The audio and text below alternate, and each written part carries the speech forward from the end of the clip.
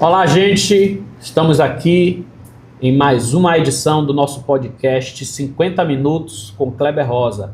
Como vocês podem perceber, nós estamos de casa nova, um estúdio novo, trabalhando para ir incrementando aqui a nossa comunicação. Esse que é um espaço de formação política, de formação acadêmica, de educação, de pensamento crítico, trazendo os diversos temas de interesse do nosso povo, da nossa comunidade.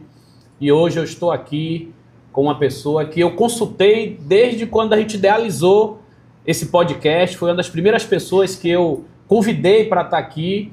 E aí, ajuste de agenda daqui para ali e para colar. E, enfim, que bom, né? Estamos aqui na Semana da Consciência Negra com nossa queridíssima Bárbara Carini. Minha irmã, que prazer ter você aqui. Muito obrigado pela sua disponibilidade. Eu sei que sua vida é corrida, é ponte aérea, Salvador, Rio de Janeiro, e você dedicar um tempinho aí dessa sua vinda aqui para sentar e bater um papo com a gente. Fico muito grato por isso. Salve, meu irmão Kleber, que alegria, viu, gente, estar aqui. A casa tá linda mesmo, né? Assim, vocês que estão aí acompanhando o podcast 50 Minutos. Eu, de fato, fui convidada a estar aqui desde os primeiros momentos da idealização do podcast, e realmente um ajuste de agenda apertado, mas eu sempre colocando essa prioridade, né? Inclusive, essa semana, como eu vim com a família, né? Tem várias idas e vindas, de fato, Salvador, Rio. Muitas delas eu me desloco sozinha, mas dessa vez foi com todo mundo. E aí, Tiago falou assim, e sexta? Eu falei, não, sexta de tarde eu tenho um podcast, né? Aí ele, poxa, mas um podcast na sexta? Eu falei, não, é com o Kleber. Ele, não, com o Kleber você tem que ir, porque que massa, é moral. Valeu, negão, obrigado aí pela moral. Ele falou, não, aí tem que ir, Kleber é responsa. Eu falei, óbvio, massa, né? Que massa. Um quadro político importantíssimo, né, da luta negra, de esquerda, não só baiana, né, mas nacional. Kleber, você é uma potência dos nossos tempos. Somos. E eu fico feliz de estar irmanada contigo, caminhando aí ombro a ombro. Maravilha, minha irmã, muito obrigado. Obrigado, Tiago, também aí. Eu sei que não é fácil a gente conciliar. Mas vamos lá, vou falar um pouco aqui sobre quem é Bárbara, para aqueles que por um acaso não saibam, né?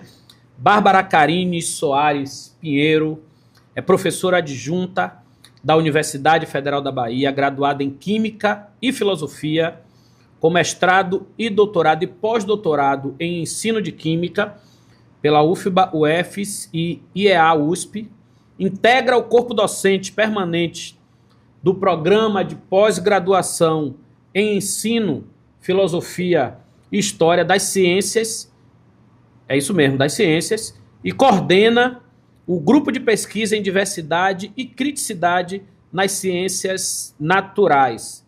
É sócia fundadora e consultora pedagógica da Escola Brasileira Maria Filipa, conhecida de todos nós, referência na educação antirracista, autora de 10 livros, é finalista do Prêmio Jabuti, foi finalista do Prêmio Jabuti 2021-2022 e vencedora do Prêmio Maria Filipa 2021. Tá certo? Se tiver algum erro aqui, você foi 2021, o Prêmio Maria Filipa, e eu venci o Jabuti 2024. Por isso que eu perguntei do erro, que eu tenho memória que você venceu o prêmio. Foi. Cientista, educadora, mãe nordestina e militante negra, é hoje uma das principais vozes antirracista no que diz respeito ao debate de educação, mas obviamente se estendendo, né, para todos os outros temas da nossa sociedade. E aí, minha querida Bárbara, eu quero começar perguntando um pouco para você, né? Como é misturar química, filosofia com antirracismo, né? Com luta racial?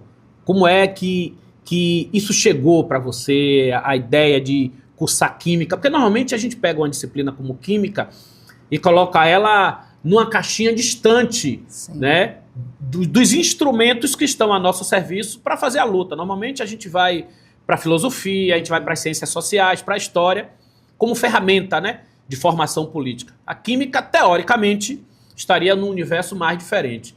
No entanto, você brota aí da química, né? Como é que isso aconteceu em sua vida, misturando com a militância, enfim. Sim. Conta um pouco dessa história aí pra gente. Olha, foram acho que paixões concomitantes, né? Assim, quando eu adentro, eu estudei, antigamente falava primeiro grau, né? Mas enfim, o Fundamental 1 e 2 na Fazenda Grande do Retiro, uma escola lá do bairro, que era o meu bairro, né, que eu vivia. E no ensino médio eu vou o primeiro ano, eu tento o Cefet, não sou aprovada de cara, e aí estudo o primeiro ano no Colégio Estadual Duque de Caxias, na Liberdade. E aí no final desse ano eu falo, não, vou tentar aquela prova de novo, só que eu não vou falar para ninguém, porque eu já tinha passado por uma experiência de contar para as pessoas ali da minha comunidade, e todo mundo invalidar a minha escolha, meio que me ridicularizar, né, meio que me desmotivar. Muita gente que dizia que não, ninguém passa nisso aí, o que você vai fazer lá? Ninguém passa nessa escola, ninguém aqui passa. E aí eu falei, bom, vou fazer essa prova de novo, mas não vou falar para as pessoas, porque eu não quero ouvir o povo dizendo que eu não vou conseguir, eu não entendia. Isso para mim, isso era muito nítido para mim, né? Como que as pessoas não conheciam a minha intelectualidade e prontamente me diziam que eu não ia passar. Eu até tive um professor de matemática que ele me disse, não, é melhor você ir procurar sua vaga no Estado. Quando eu falei para ele, ele perguntou, e aí ano que vem? Porque a escola só ia até a 8ª série, né? Hoje é 9º ano. Só ia até a 8ª série que eu estudava. Ele, ano que vem eu vou estudar onde? Perguntando para todo mundo. Eu falei, não, eu vou estudar no Cefet, que é a antiga escola técnica, e o Cefet também é antigo agora, né? Que é o atual IFBA. E aí eu falei, poxa, mas eu tirava notas boas em matemática, por que aquele professor... Enfim, eu não entendia o racismo. Como que as pessoas fazem associações estéticas... Projeta nossos limites. Isso, a partir da nossa imagem, estabelecendo limites intelectuais a partir da nossa imagem, né? Mas enfim, aí eu consegui entrar na escola. Quando eu entro na escola, 2 movimentos muito interessantes acontecem, né? A minha paixão por química acontece logo de cara ali na escola, e ao mesmo tempo eu me descubro negra, porque como eu tenho a tez da pele um pouco mais clara, né? Não sou uma negra retinta, e a minha própria família, né, meus irmãos eram pessoas mais escuras, a minha rua era formada... a hierarquia, né? Aquela coisa da... Eu sentia que eu tinha passabilidade, eu me sentia morena. Né? Eu falava que eu era cor de jambo, cor de amendoim. Tipo, ninguém nunca me violentou na rua como violentava minhas amigas, assim, de chamar de tição, de polpa torrada, de betume, de asfalto. Não eram xingamentos que vinham pra mim, por exemplo, né? Então, eu não me entendia negra, e inclusive não eram nomenclaturas muito comuns na favela naquela época. Eu acho que hoje, com a cultura que a gente tem, né, do empoderamento estético e cultural mais forte nos ambientes de favela, nos ambientes de periferia de Salvador, eu acho que são coisas que transitam mais pela cidade. Mas naquele contexto ali dos idos dos anos 80, 90, não era algo muito comum, né? Então... Quando eu entro na escola e logo nos primeiros momentos, assim, um rapaz me chama e fala, você não gostaria de participar do nosso grupo de consciência negra? Ele me convida, né? Era um rapaz do 3º ano e eu do 1º ano. E aí eu falo, cara, negra, eu com 15 anos. E aí eu vou pro grupo de consciência negra, mas assim, super desconfiada, né? Super desconfiada. Ali, como diz a Neuza Santos, eu me percebo negra pelo cruzamento das histórias de dor. Então, quando o pessoal começa a trazer ali as experiências, né? Eu falo, pô, já vivi isso. Pô, já passei por essa experiência. Pô, já me trataram dessa forma. E ali eu me torno negra pelo cruzamento das violências que outras pessoas negras sofriam também, né? Então, eu me vejo em um mesmo momento gostando muito de química, não só química, eu adorava matemática. Até o último suspiro do vestibular, eu não sabia se eu fazia química ou matemática. E só depois, sabia, Kleber, em 2020, no isolamento social, em casa, a gente viajando, mil coisas, né? Em lockdown, para quem tinha possibilidade, né? Para quem não era trabalhador informal, para quem tinha as vias de sustentação econômica familiar. O correto era todo mundo ter possibilidade de ficar em casa, né? Ter garantias, inclusive. Ter garantias de saúde para poder ficar em casa, né? Econômicas para poder ficar em casa. Eu, como funcionária pública, eu tinha essas condições. Então, eu ali refletindo sobre a vida, mil fitas passando na minha cabeça. E uma que veio foi essa. Eu falei, cara, se eu gostava de química e matemática, o óbvio era fazer engenharia química. Mas na minha cabeça, o meu limite era ser professora. E não era como, tipo assim, ser professora é algo menor ou maior. É porque eu vi uma professora negra, eu vi professores negros, mesmo que poucos. Tipo, na minha quebrada eu vi mais. Quando você vai indo para uma outra esfera de educação, porque esse estreitamento ele ocorre não só para o corpo discente, quando você vai pensar em Cefet, isso ocorre para o corpo docente também. Você vai diminuir o número de professores negros ali também, né? Mas eu tive alguns poucos. Então eu falei, bom, acho que a docência é um espaço que eu me projeto, né? O que eu falo no livro como ser um educador antirracista. Representatividade para a juventude é sobre autoprojeção positiva, onde eu não me vejo, eu não me projeto, eu não me penso, né? Então eu não me pensava engenheira, porque eu nunca tinha visto uma pessoa negra engenheira, sequer uma mulher engenheira, eu não conhecia, né? Porque seria o óbvio, alguém que gosta de química e matemática ir para engenharia. Mas aí eu escolhi química pela essa questão também das limitações objetivas da vida, né? Minha mãe era empregada doméstica, vinda do Mucambo dos Negros, Itapura, né? Um subdistrito de Miguel Calmon. E eu via o estudo como uma via de projeção, assim, de emancipação coletiva, mas também pessoal, né? Assim, de transformação ali do meu núcleo, da minha comunidade nuclear, que era a minha família, sobretudo, né? E eu falo, não, eu preciso escolher algo que me traga retorno financeiro com mais possibilidades. Aí eu vi que a matemática, a única possibilidade era meio que praticamente ser professora. Na química, o professor me falou assim, ó, você pode ser professora, você pode trabalhar também na indústria, né? Enfim, são segmentos aí da química que você pode trabalhar. Eu falei, então como aqui tem mais possibilidades, eu vou escolher a química. E aí acabei escolhendo dessa forma, né? Mas desde que eu entrei para o Farabala e Dudu, que foi o grupo de consciência negra, né, ali na escola, esses debates em torno das questões críticas, né, sociais, sempre me forjaram, né, sempre formaram a minha consciência crítica. Então eu gostava muito de estudar sociologia, filosofia, história. Eu gostava de ler, né, os textos, tanto que a gente acessava no Farabala e Dudu, que significa consciência negra em Yorubá, quanto nos componentes curriculares, nas disciplinas, né. Quando eu vou fazer química, eu era uma das pouquíssimas pessoas que, quando perguntaram assim no primeiro ano, primeiro dia de aula, né, quem aqui quer fazer química industrial, eram 3 habilitações, né? Licenciatura, bacharelado e química industrial.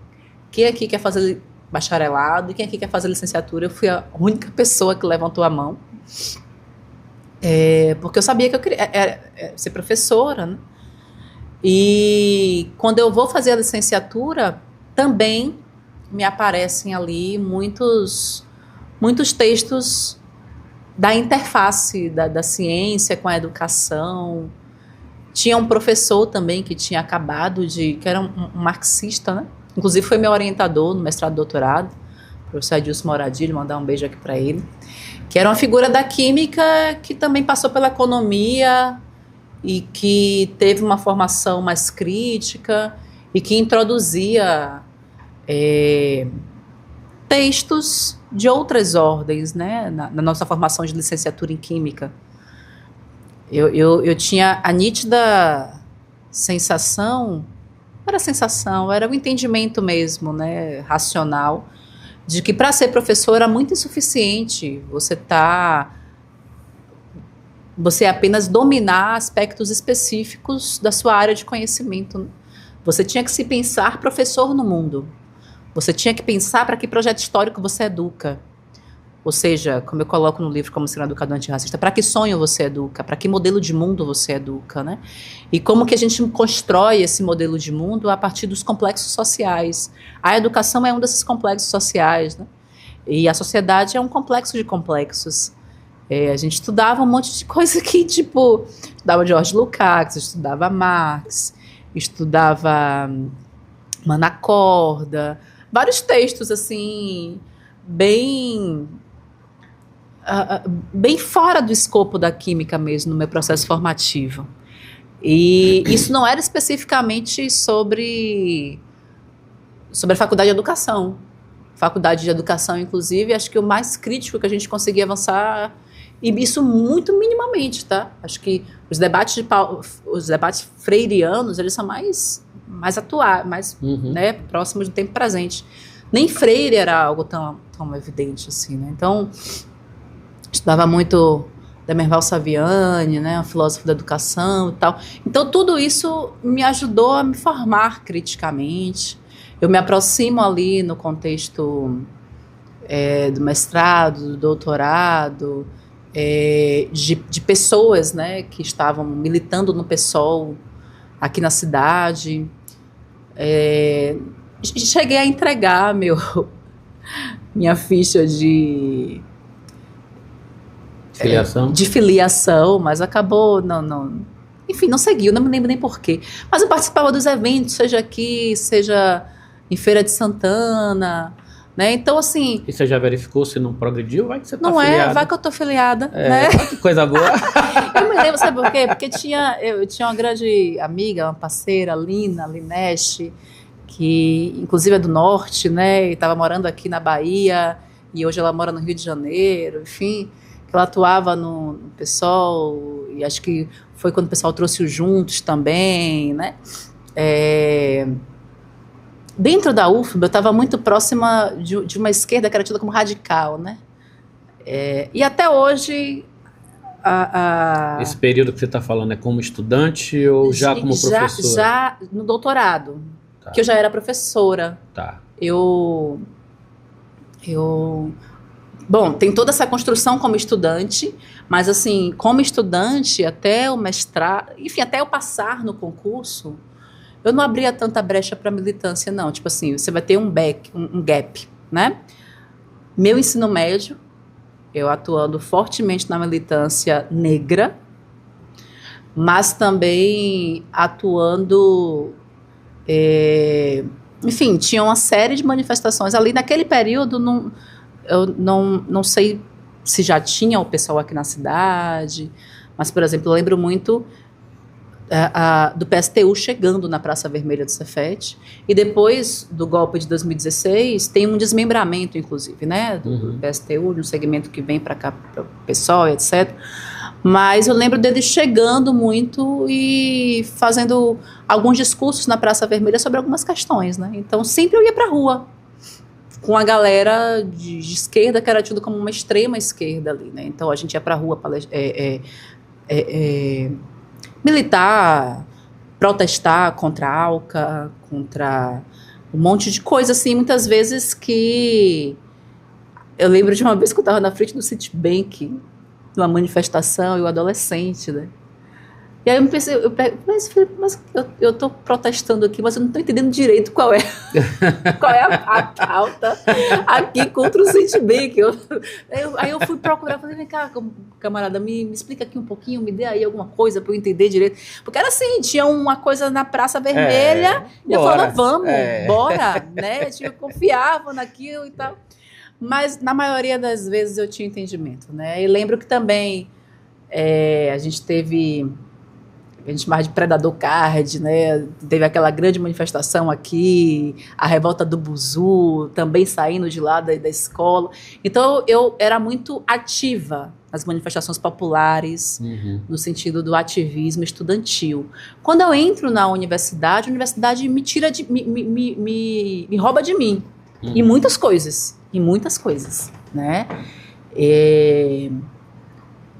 Bom, me rouba de mim... Na minha constituição subjetiva de periferia, né? Eu sempre fui uma mulher negra periférica que gostava de pagode baiano. Até o termo pagode baiano, para mim, é muito novo, porque para a gente era pagodão é novo, era pagode. A gente entendia como partido alto, samba, ou que, né? Isso. Aqui era pagode. E eu adorava dançar pagode, curtia, a gente se reunia. Isso não combina, entre aspas, com o fazer acadêmico, né? De jeito nenhum. E aí surge a intelectual diferentona, que se recusa a domar o corpo e faz essa onda toda aí, né? Exato, mas eu vou te dizer que a intelectual diferentona, ela teve um período de quase ter sido levada. Sim, eu imagino. Né? Porque, enfim, falta de maturidade. Você está na graduação, né? Você está na graduação ali no mestrado e tal, e Eu fui indo, né? Eu fui indo. Chegou um ponto, eu falo isso no meu livro E Eu Não Sou Intelectual, quase um manual de sobrevivência acadêmica. Chegou um ponto que eu comecei a perceber que a minha performance no espaço acadêmico, ela era muito ruim. E eu falava o seguinte, o que eu estou falando aqui, essa pesquisa que eu estou apresentando, ela é minha. Ninguém sabe mais da minha pesquisa do que eu mesma. Então o problema aí nos dualismos ocidentais não é sobre o conteúdo, é sobre a forma. Eu estou operando num formato discursivo que não é meu. Essa corporeidade não é minha, esse modo de falar não é meu. E onde é que eu me perdi no processo? Me perdi quando eu entrei aqui e eu esqueci, deixei na Fazenda Grande essa Bárbara que era da Fazenda Grande. Não. Então eu paro de ouvir as músicas que eu ouvia já muito tempo depois, Kleber. A universidade, ela exerce, sobretudo, a universidade numa perspectiva da docência, sim, da pesquisa. Sim. Ela cria um modelo, né, um estereótipo do ser intelectual. Né? Você tem um modelo, assim, o óculos, a pastinha, sim, enfim, estou aqui brincando um pouco com as imagens, mas o que eu quero dizer é que ela meio que cria um padrão do que é ser intelectual. E esse padrão, inclusive, não coincide com a sua pele, muitas vezes, né? Com preto. Sua pele, com seu cabelo. E aí, de repente, e nem a idade, né? A idade. E você se confronta, aliás, você confronta esse universo com tudo isso. Exato. Mulher, preta, jovem, pagodeira. Então não tem como a universidade não exercer uma pressão de, olha, você quer seguir, comece a mudar. É isso. E aí você se recusa a mudar. Até né? porque Como é essa recusa? Como foi viver essa pressão? Eu tenho certeza que você viveu. Uhum. Como foi em algum momento ser até convencida de que tem que mudar, mas de repente, olha, quer saber de uma? Eu vou pro enfrentamento. Sim, que é um enfrentamento. O que você fez em criar a sua página no Instagram e ser uma página que se afirma, isso aqui é uma página de uma mulher intelectual, isso aqui é uma página de uma mulher pagodeira. As duas coisas ao mesmo tempo. E isso está expresso, inclusive, no nome que você reivindica, né? Sim. Então, conta um pouco como é essa contradição, que desafios, que enfrentamentos foi feitos, até no pessoal que eu imagino que tem acontecido. Sim. Fala um pouquinho pra gente aí sobre isso. É interessante que a universidade, ela... Enfim, estou falando a universidade, pensando dentro do paradigma brancocêntrico ocidental, que é o principal marcador, né, da universidade no nosso país, das universidades no nosso país. Né? Tem um senso de que a gente está ali meio que por um favor, né? Uhum. Tipo assim, não, a gente criou a cota. Isso. Você já entrou pela cota. Isso. Então, tipo assim... Fique feliz por isso. Fique feliz. Agradeça. E se permita ser adestrado. Isso. Né? Fique feliz, agradeça, seja grato. Seja grata, né, em todas as dimensões da sua presença aqui. Né? Então, assim, entenda o tempo todo que vocês nos devem um favor. Então, já tem esse lugar condicionante do pensamento, do olhar da universidade para conosco, né? E aí vai uma pessoa e esculhamba com todo esse sistema. Diz assim, não vou me conter aqui, não vou... Isso não é suficiente para mim, não me conforta estar nesse lugar. Né? Eu sou uma outra pessoa que não consigo operar dentro desse marcador performático que vocês estabelecem. Não tenho conforto nisso.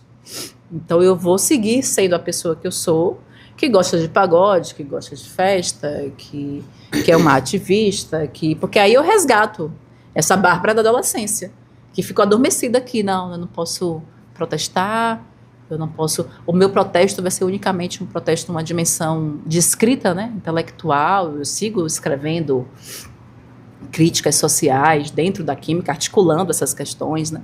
Mas só quando eu faço esse processo de libertação da intelectual diferentona, é que eu volto também para um fronte, né? Inclusive de ter essa vinculação com o partido, inclusive no fronte de me candidatar, né, para a liderança do sindicato na universidade, de outros processos, né, de ativismo. Mas a universidade, ela lê de um modo, não lê com bons olhos, né? Então era para a gente se manter nesse lugar, mas ela vai para um outro, né? Ela vai para um lugar de falar mal de homem branco cis, que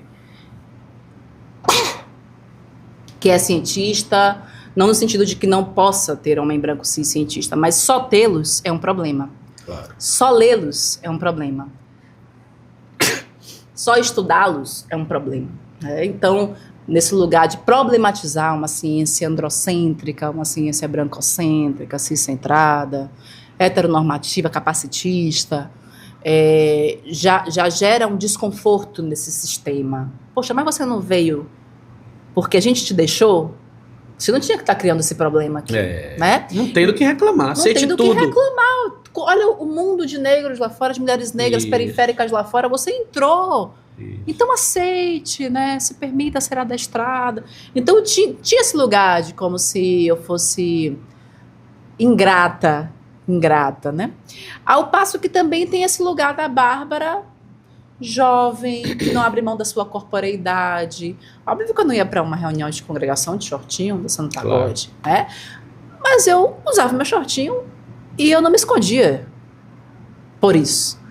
Quando eu transitava na rua, ou quando eu postava uma foto no Instagram, ou quando eu encontrava. Nunca me escondi de um estudante meu em lugar nenhum. Em praia, em show. Pelo contrário, quando eles vinham, eu estava no show, nós estávamos juntos. Eu já tive estudante que me vendeu ingresso de evento, de festa. Enfim, professora que a gente.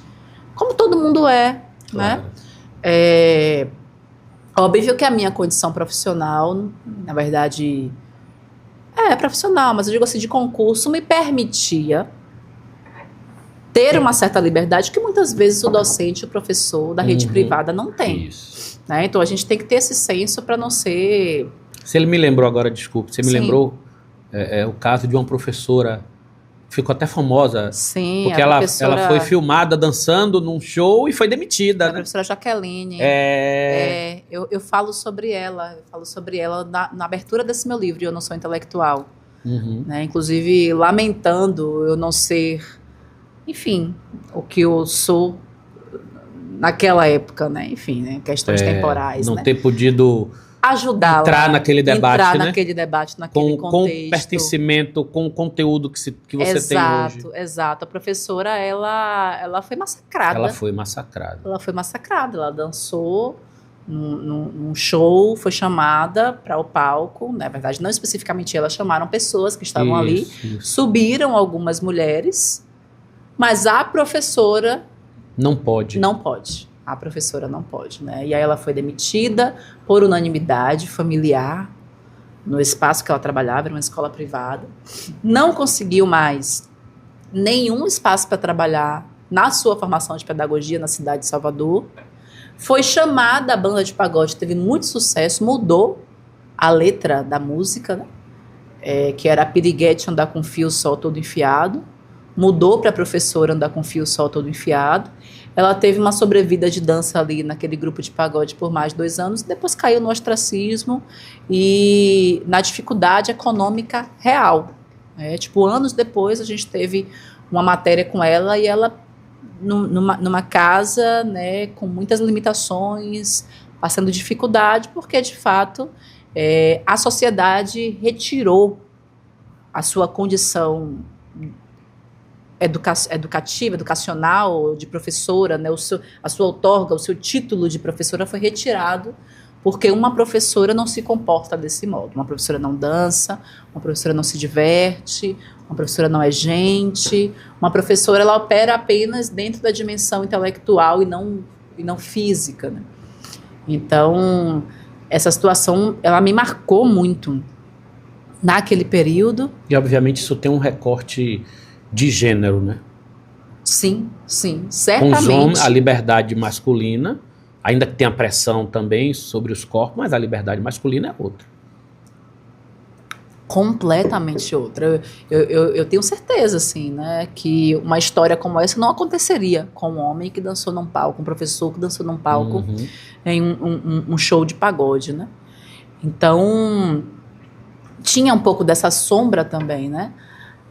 Mas, ao mesmo tempo, o entendimento de que eu era funcionária pública. Isso existia para mim, muito nítido. Claro. Eu passo no concurso com 25 anos, muito nova mesmo. Já estava no doutorado. Eu fiz mestrado em 1 ano e meio e doutorado em 2 anos e meio. Eu tinha muita pressa. Eu tinha urgência. Eu tinha pressa e tinha urgência. Eu tinha muitos limitadores econômicos na minha família que eu precisava dar conta, né? E como dizia a Luísa Bairros, uma sobe e puxa a outra. Então eu tinha muita gente para puxar. Eu tinha minha mãe para tirar da cozinha da casa dos outros, eu tinha minha irmã para ajudar a fazer a pedagogia. Minha irmã hoje é diretora da Escola Afro-Brasileira Maria Filipa, a matriz, né? Que é a unidade de Salvador. Meu irmão, que forma em 2020, né? Tempos depois, eu formei em Química em 2010, ele forma em 2020 em Engenharia. Então eu tinha muita gente para guinchar nesse período, e eu sabia que eu era essa figura, então eu tinha muita urgência. Eu faço mestrado e doutorado no tempo de um doutorado, e entro na universidade, eu passo no concurso com 26 anos, entro como professora, passo no concurso com 25, entro já com 26, né? Eu passei em março de 2013, julho eu fiz aniversário, em setembro eu fui convocada. Eu passei em primeiro lugar. E ali eu já entendendo que eu estava concursada, que eu tinha algumas possibilidades, entendia que existia um probatório, mas ao mesmo tempo assim, eu estudei assim, o que é que me cabe nesse probatório, né? O que é são direitos e deveres meus nesse probatório, né? Não tem nenhuma cláusula aqui no REG-PG que eu não posso dançar um pagode. Óbvio que o processo de perseguição ele acontece, mas assim, eu cumpria outros elementos e sempre cumpri com muito brilhantismo, assim, com minha última progressão funcional para adjunto 4, eu entrei na universidade como assistente, né? Só tinha mestrado. Já estava no doutorado, mas eu não tinha concluído o doutorado. Entrei como assistente 1, então é assistente 1, assistente 2, adjunto 1, 2, 3, 4. Hoje já era para estar como associada 1, só que eu estou de licença sem vencimento. Então acabou que eu não fiz essa progressão por conta do meu afastamento. Hoje eu sou adjunto 4. E essa minha última progressão, a gente precisa de 100 pontos para progredir de um nível para outro, né? São progressões horizontais, que você apresenta ali artigos publicados, você apresenta capítulos de livro, você apresenta palestras que foram dadas, cursos que você deu, ou cursos que você cursou, as disciplinas que você ministrou, os projetos de mestrado, doutorado que você orientou e que se tornou tese, dissertação, né? Todo o seu exercício, as bancas que você participou, todo o seu exercício de pesquisa acadêmico, assim, na área da pesquisa, do ensino e da extensão, você apresenta ali os comprobatórios e você progride. Precisava de 100 pontos para progredir. Eu fiz no último 550 e poucos pontos. Tipo assim, era muita coisa que eu tinha de volume. E eu me cobrava muito, porque eu sabia que eu não podia errar, né? Eu sabia que eu não podia, existindo do jeito que eu existia naquele espaço. Ou seja, ser diferentona tinha um custo, né? Alto. Um custo muito alto. Cobrança maior e precisava Exato. dar resposta a essa cobrança. Exatamente. Né? Até para não sucumbir ao estereótipo. Exato. E era um diferentona que não necessariamente estava vinculado à dança, óbvio. Tinha a dimensão corpórea, de dançar, de ir pra festa, de usar shortinho. Mas é um diferentona também do jeito que fala. É um diferentona também do jeito que se relaciona com os estudantes, né? Claro. Lembro que logo que eu entrei, veio gente mais velha, e ali eu nem leio como um despeito, eu leio como cuidado mesmo, que observou a minha relação com os estudantes e falou assim, olha, cuidado, a gente não pode, como se, tipo, sei lá, dar ousadia, a gente não pode se abrir tanto para o estudante, tem que ter distanciamento nessa relação. E eu fui para casa pensando, eu falei, cara, mas eu gosto do jeito que eu me relaciono com os estudantes, eu acho, talvez também eu tinha uma idade muito próxima, né, 26 anos, 27 anos ali, os estudantes de 19 anos, entrando na universidade e tal. Mas, enfim, eu gostava do jeito que eu me relacionava com eles, e muitos deles, inclusive, estudantes negros, periféricos, que eles mesmos, assim, quando eles estavam falando, eu lembro de uma vez que a gente estava numa reunião, porque eu também fundei junto com os estudantes Coletivo Negro em Química, né? A gente fundou o CODAN, que era o Coletivo Dandara. Era um coletivo de estudantes, não só de estudantes negros, mas para pensar as questões raciais dentro do Instituto de Química. Foi um momento que eu estava atuando em 3 coletivos dentro da universidade, né? Eu começo pelo Programa de Direito e Relações Étnico-Raciais, que é um coletivo que existe há muitos anos na UFBA, que é da Faculdade de Direito, que foi pensado ali pelo professor Samuel Vida, e aí teve, né, um tempo a atuação do professor Maurício, da professora Tatiana, né? E hoje tem outras pessoas aí à frente. Dali do Programa de Direito e Relações Étnico-Raciais, que eu vou, para resolver um problema de um estudante, eu vou pedir suporte aos advogados negros da universidade que tinham consciência crítica racial para resolver um problema de racismo dentro do meu instituto, né, de Química. E ali eu escuto os debates e falo, pô, vou acompanhar esse coletivo. E aí passo aí todas as sextas-feiras para o coletivo. Depois dali eu integro, né, faço parte ali da construção do coletivo Luísa Bairros, que aí já era um coletivo mais ampliado. Era um coletivo de estudantes, de técnicos administrativos, de terceirizados também, de professores, né? Enfim, de pessoas negras da universidade, nos idos ali de 2016. E ali também, em 2015, a gente funda o CODAN, que era um coletivo Dandara, que era um coletivo de pessoas negras de Química. Nesse CODAN, a gente fazia as rodas e discutia livros, questões, artigos da comunidade negra mesmo, né? Era Guerreiro Ramos, Abdias Nascimento, Lélia Gonzalez, a gente lia os mais velhos, né? O pessoal que veio antes. E eu me lembro que de uma certa vez eu corrigi um estudante, falei, não, pode me chamar de Bárbara. Porque eles me falavam assim, a doutora Bárbara, a doutora Bárbara. E aí ele me deu um chepo interessantíssimo, né? O estudante, ele falou assim, não vou te chamar de Bárbara. Para a gente é muito importante falar doutora Bárbara, porque a gente sempre lembra onde você está e onde a gente pode chegar. Que massa. Foi muito foda aquilo, uma letra incrível. Ou seja, o doutora não é uma relação de hierarquia. Para ele não é hierarquia, né? Ao contrário. Exato. Para ele é até uma maneira dele se aproximar daquilo. Isso. Ele se vê em você, então ele não. Você é doutora, então eu tô perto disso. Isso, né? era uma forma constante. Ressignifica o título, né? De ressignificar e aí vale esse falar. título. Exatamente. Então, e aí eu falei, tá bom, nunca mais eu vou reclamar que vocês me chamem aqui. E aí eles sempre se referiam, né? Porque a doutora Bárbara acabou de falar, porque a doutora Bárbara acabou de falar.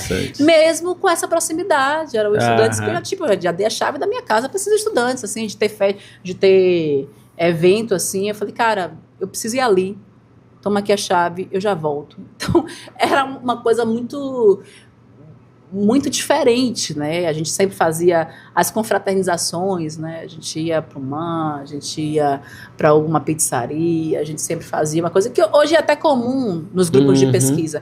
Mas eu fazia isso com um coletivo de estudante que não era de grupo de pesquisa, que não tinha regularidade, porque eram pessoas que eu conhecia ali num semestre, e a gente encerrou um ciclo, e eu queria que aquele encerramento de ciclo fosse tão importante quanto foi o ciclo. Né? Mas os professores, né, alguns sentiam essa relação como algo esquisito, né? Então a diferentona estava em muitas frentes. Entendi.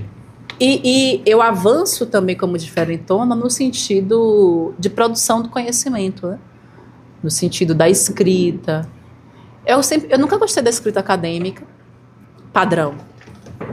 Mas eu estava nesse espaço, eu tinha que fazer o dever de casa. Claro. Tá tudo bem. Né?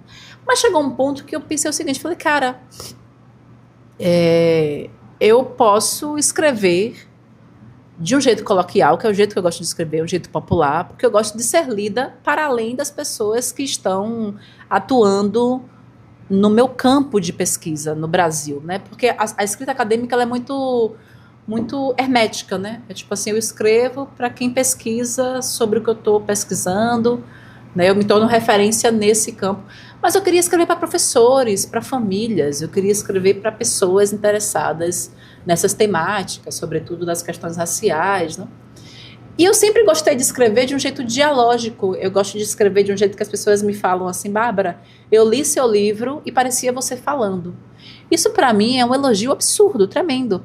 Outrora não era, porque eu recebia as devolutivas dos artigos, inclusive essa semana foi muito interessante, né? Porque é um artigo que eu publiquei em 2019, que foi isso aqui, Kleber, para publicar o artigo. Era a maior revista da área no Brasil. E foi um processo duro, né? Do pessoal devolver e falar, olha, deu quase dizer, não quero. Não tá legal, a escrita não tá assim, a gente não publica textos coloquiais e etc, etc.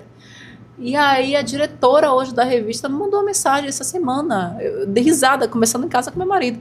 Falei, cara, a história dessa revista que foi essa. E hoje eu tô recebendo aqui uma mensagem dizendo que está completando 25 anos de revista e que o texto que mais teve downloads, que mais teve pessoal baixando o artigo da história da revista foi o meu. E estão me convidando para fazer, né, uma edição especial do texto desses 25 anos. Isso me lembra Frantz Fanon, né? Sim. Que fez a tese dele de doutorado, que foi recusada. Exato. E ele construiu uma outra tese, 2 meses correndo, tome aí.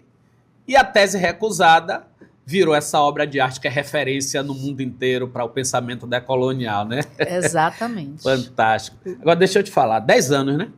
Você entrou na universidade como professora em 2013 eu entrei como efetiva. 2012 eu já era substituta. Pronto. Pouco mais de uma década. Isso coincide, eu quero trazer isso aqui para a gente refletir, isso coincide com um período que mudou a história do Brasil. É um período que merece um recorte bem particular na história do Brasil, Sim. que é o Brasil a partir de 2013. A partir das jornadas de junho de 2013. Sim.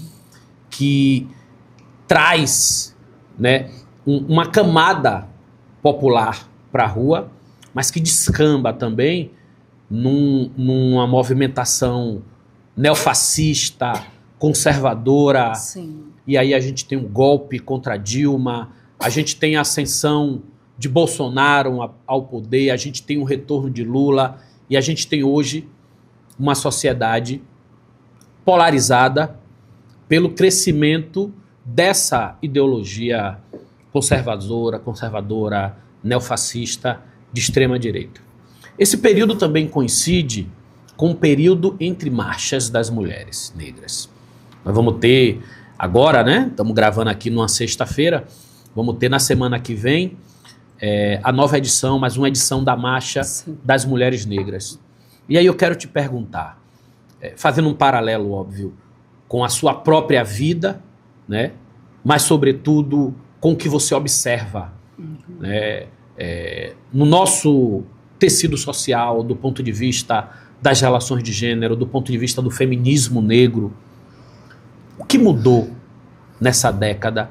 O que mudou para melhor? O que mudou para pior? Né?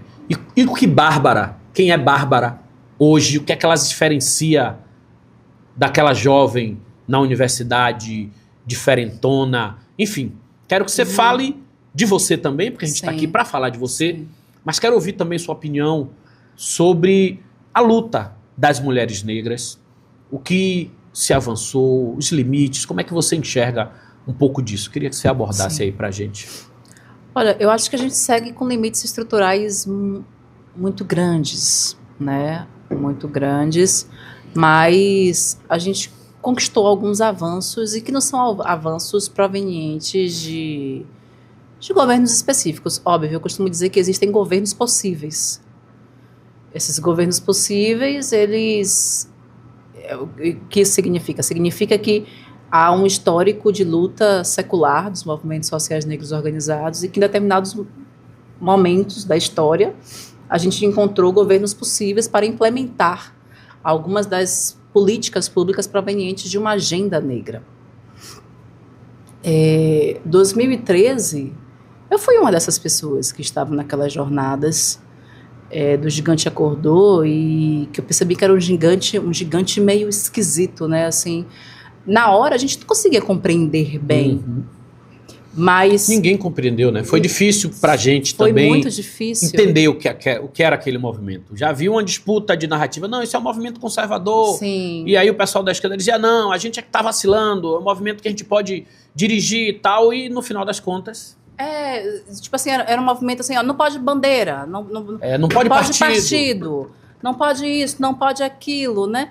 Eu tinha um entendimento muito Ou será que é uma coisa meio mudança do Garcia, né? Que é uma coisa de protesto, que todo mundo vai lá e faz o seu protesto do seu jeito.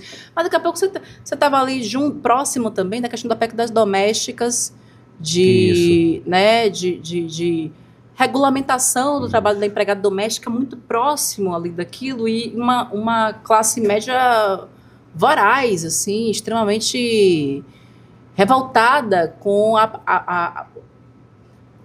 não digo nem retrocesso do que eles, mas assim, com os direitos das camadas mais populares, né? Assim, você agora não tem mais o direito de escravizar mulheres negras na sua casa e dizer que ela é quase da família, né? Aquele movimento foi um movimento muito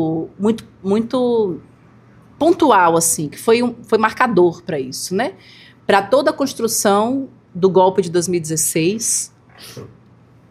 A gente, na UFBA, o professor Zacarias, né? Ele convidou os professores que eram desse grupo, esse grupo mais à esquerda, né? Que, enfim, tinham diversos partidos políticos, o pessoal estava ali dentro também, né? Tinham, enfim, muitos partidos nesse grupo mais à esquerda. Foram cerca de 23 professores, eu era uma dessas professoras, para ministrar a disciplina do golpe de 2016, e ali a gente estava entendendo um pouco desse processo a partir do ponto de vista acadêmico e tentando também estruturar a luta, mas ao mesmo tempo uma luta que, para nós mulheres negras, seguia numa condição muito pontual e muito distanciada desses centros de intelectualidade e da própria centralidade da esquerda. Eu lembro bem que marcou, né? Foram diversas aulas para tratar de análise de conjuntura, de questões diversas do ponto de vista historiográfico. Você acha que teve retrocesso, desacúmulo do ponto de vista da luta das mulheres negras nesse período Bolsonaro, o surgimento desse conservadorismo aí, essa coisa de uma campanha tão forte contra o direito do aborto, enfim, todas essas pautas Sim. que atingem as mulheres de uma forma muito cruel. Você acha que teve retrocesso? Você acha que teve perdas? Eu acho que teve perdas do ponto de vista político e institucional, mas eu não acho que teve retrocesso na luta no sentido do acúmulo. Eu acho que a gente construiu formas. A gente existe por diversas formas de construir essa estruturação política da militância negra ao longo dos tempos, né? Quando a gente vai pensar em uma luta quilombista, abolicionista, frente negrina, da Guarda Negra, do Teatro Experimental do Negro, da Marcha Zumbi dos Palmares, do MNU, da Marcha de Mulheres Negras para Brasília, que a gente estava agora fazendo 10 anos, né, da primeira edição, teve cerca de 100 mil mulheres, agora com certeza teremos muito mais no próximo dia 25. A gente está falando de múltiplas formas de existir e de resistir, inclusive dentro dos territórios tradicionais, dos quilombos, dos terreiros, né? Não dá pra gente, eu não consigo pensar como que a gente andou para trás nessa esfera das bases. Eu acho que a gente segue caminhando e, sobretudo, como dizia a mãe Estela, né? Assim, que ela queria os filhos dela de anel, né? Ou seja, formados, diplomados. A gente avançou muito nessas. Se outrora a luta era para a gente se irmanar e comprar as alforrias, hoje foi um processo de luta irmanada para gerar diploma, formação, crescimento intelectual para a nossa comunidade, para que a gente adentrasse, se filtrasse nos diversos espaços, no judiciário. 18% de negros, mas em outros tempos a gente tinha muito menos. Então a gente, com toda essa luta, com toda a violência, a gente conseguiu ir avançando. E para mim foi muito expressivo, Kleber. Eu já estava com a Maria Filipe em 2019, né? Ali logo no bojo da eleição do Bolsonaro. O Sudeste começou a vir para cá. Você teve a Casa Ninja aqui, você teve vários veículos sobretudo de comunicação, porque a censura começou a ser muito intensa no Sul e Sudeste. Eles começaram a criar polos, né, de produção de notícia, de conhecimento e etc., de informação aqui na Bahia, nesse governo, né, do inelegível, né, enfim. E eu me recordo de um jornalista falando comigo na Maria Filipa, assim, chorando muito e falando, mas vocês parecem estar tranquilos, né, assim, tipo, falando, não é tranquilidade, é senso de sobrevivência ao inferno. A gente sobrevive, pessoas negras, né, eram pessoas de uma esquerda branca, pessoas negras sobrevivem ao inferno, como diz os racionais, há muito tempo, né? Então, a gente vem de um povo que foi desenhado para ser exterminado em 100 anos no Congresso Universal das Raças por João Batista Lacerda. A gente vem de um povo que passa por experiências de extermínio e seguimos passando por essas experiências. A Polícia Militar da Bahia é uma prova disso. Inclusive, nós estamos na semana, foi bom você falar disso, nós estamos na semana da consciência negra, sim, mas também estamos na semana em que a extrema-direita aprova um PL, né, aprovou o texto na Câmara dos Deputados, um PL que, na verdade, endurece a militarização e a violência contra as periferias e fragiliza organismos que normalmente chegam mais perto dos criminosos de elite, né? E isso como resultado de um massacre ocorrido no Rio de Janeiro, lá pelo governador Cláudio Castro, isso, comandando lá as polícias, e promove aquela chacina, a maior chacina, né, da história do Brasil. Então, isso também aconteceu. Houve a intensificação, sim, da matança da população negra, né? Houve uma intensificação desse genocídio. Alguma coisa me diz que, óbvio, que essas coisas não acontecem por acaso, esses caras conspiram e planejam, sim, essas coisas.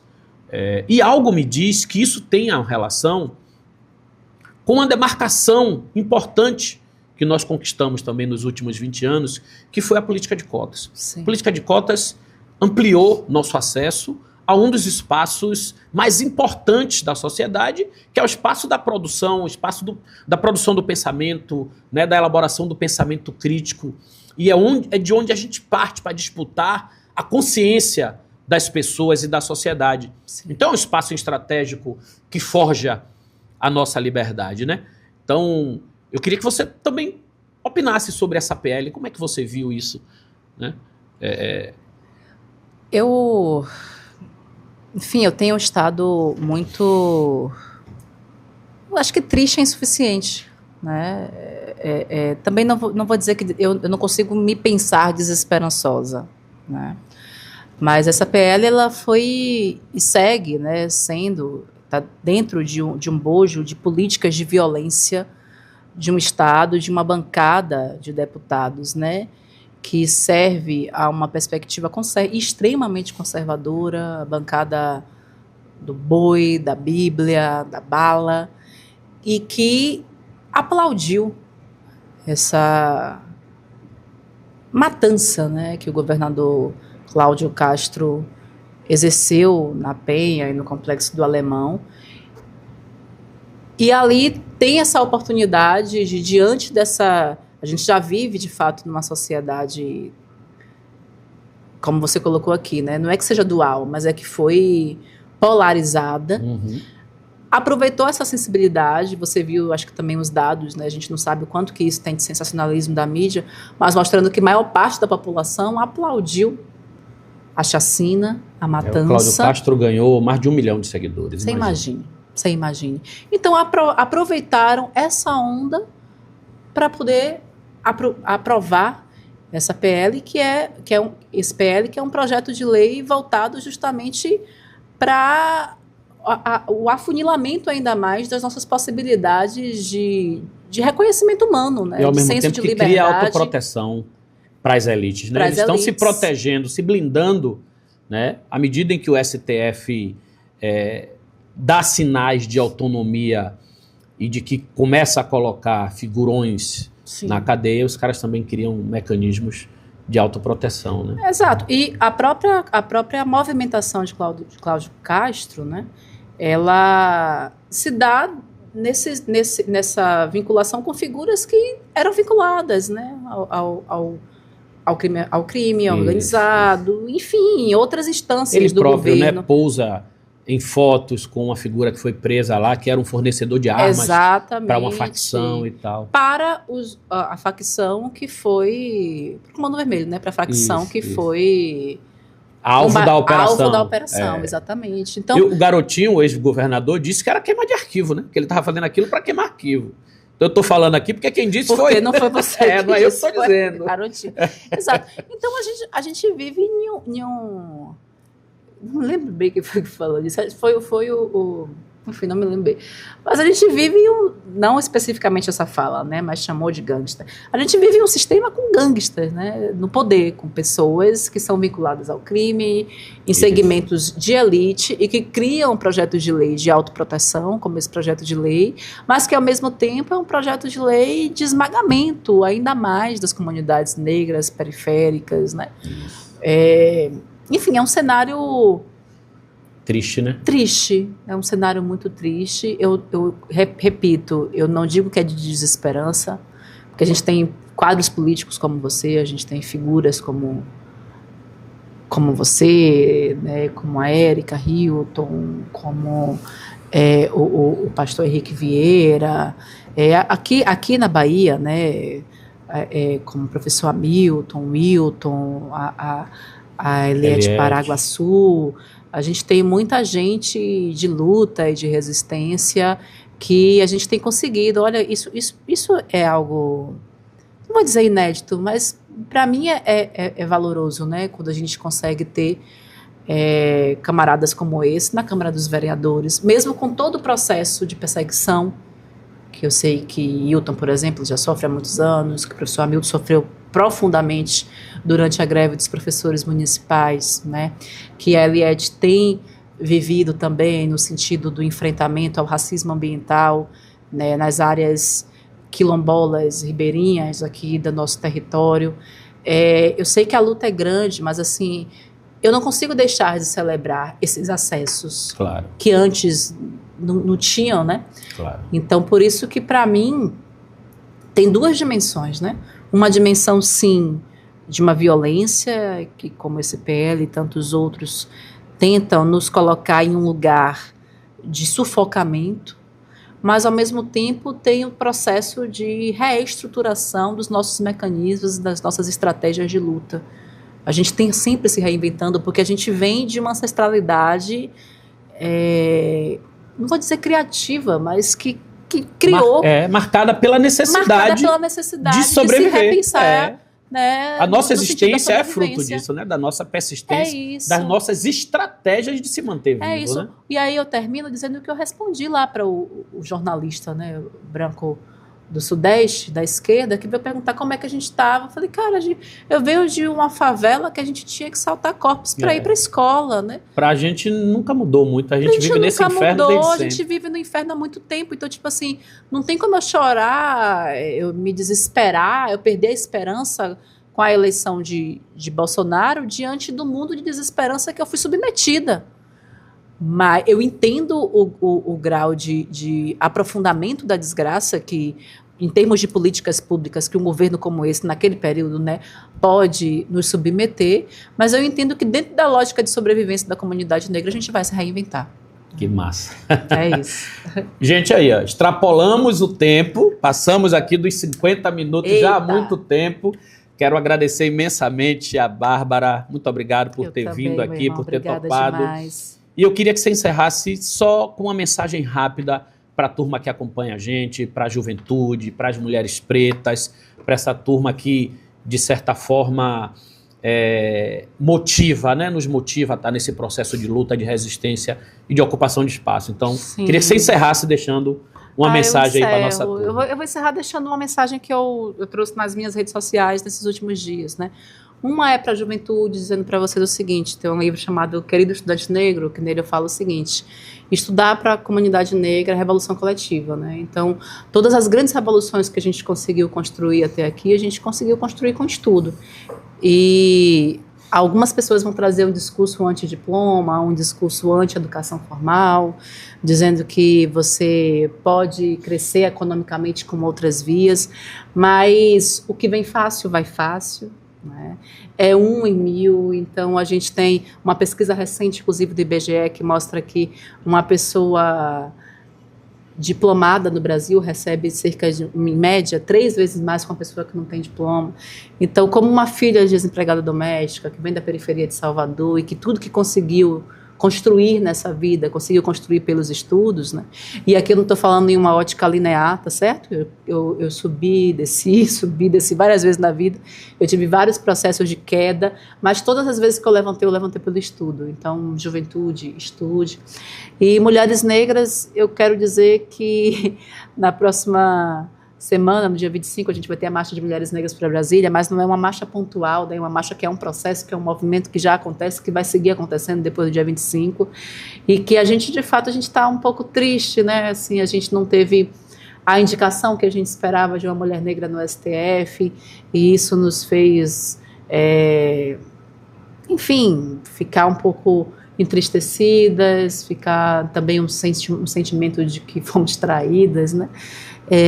Mas que a gente tenha a consciência, né, de que a organização política no nosso país, ela não existe sem as mulheres negras. Nós somos maioria, né, populacional nesse país, e que a gente consegue sim levantar governos, a gente consegue derrubar governos, a gente consegue construir governos, e que a política nesse país, ela depende muito de nós, né?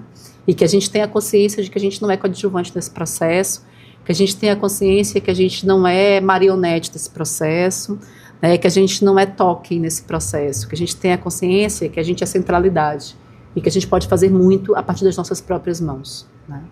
Então, é isso. Axé para os nossos caminhos, para as nossas lutas, e sigamos irmanadas, porque nós precisamos umas das outras e dos nossos companheiros, né, no sentido da irmandade mesmo, da coletividade dos irmãos negros, que a gente sempre lembre que a nossa luta,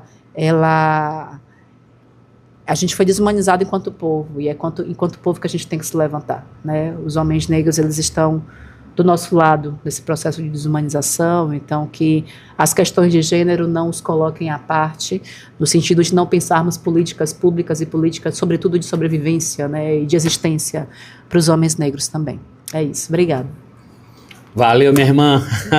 Muito junto, bom. Kleber, muito bom. Gratidão Parabéns por estar aqui. Valeu. 50 minutos. Vamos seguindo e forte. Parabéns aí por toda a luta, por toda a construção. Valeu, turma. Até a próxima. Não esqueça de seguir a gente, curtir, compartilhar, fortalecer esse nosso canal.